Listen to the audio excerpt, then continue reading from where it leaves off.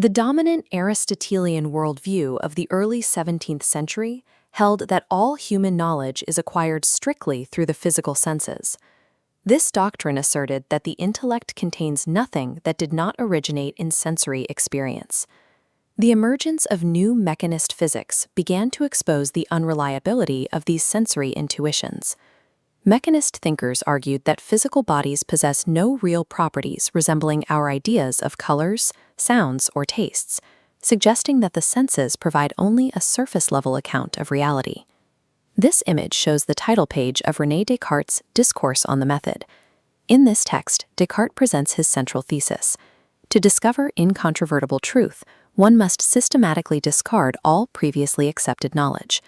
Descartes defines methodical doubt as an active, destructive tool. He uses it to deliberately test the limits of human cognition by rejecting any belief that harbors even the slightest trace of uncertainty. He distinguishes between the prudence required for daily action and the rigor required for epistemology.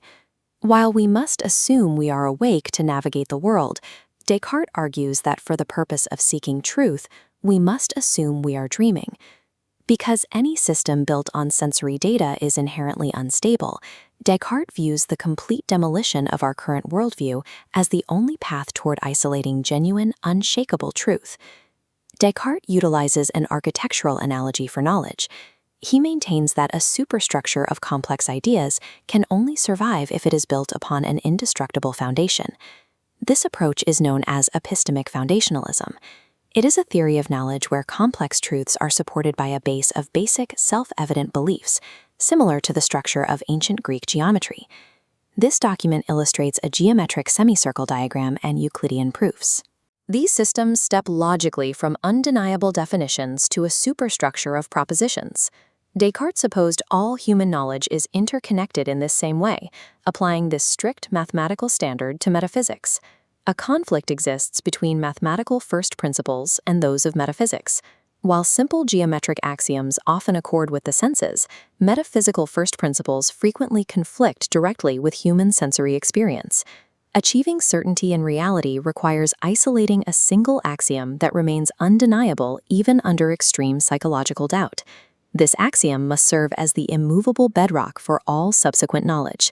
In his second meditation, Descartes introduces a physical subject for investigation, a solid, raw block of honeycomb beeswax. He catalogues the sensory properties of the solid wax. At room temperature, it has a definitive shape, a sweet smell, a cold texture, and it makes a sharp sound when tapped. As the wax is moved toward a fire, every single sensory characteristic is destroyed.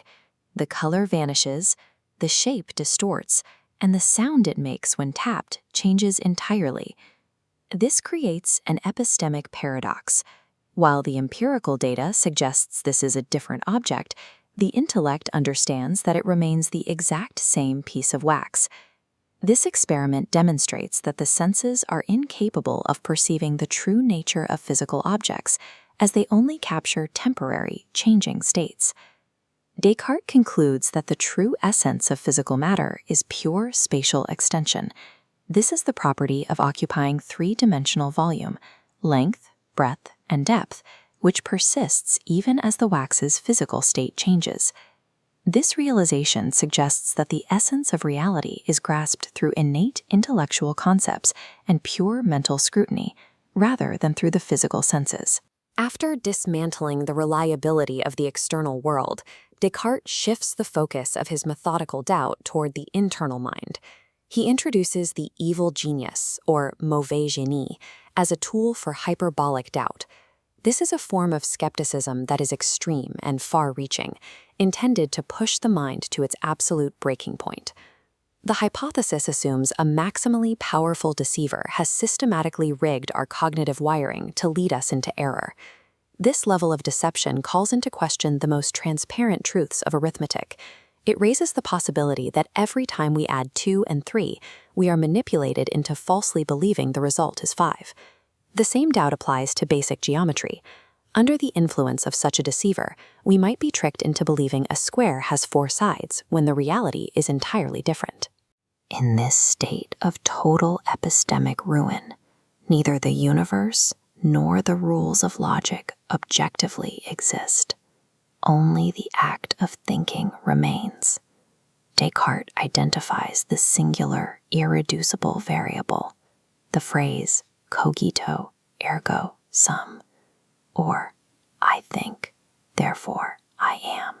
Descartes maintains that the cogito is not a standard logical deduction or a mathematical syllogism. He denies that he is simply deducing existence from thought through formal logic. He identifies the cogito as a performative utterance. This is a unique cognitive event where the very act of performing the thought verifies the existence of the thinker in that specific moment.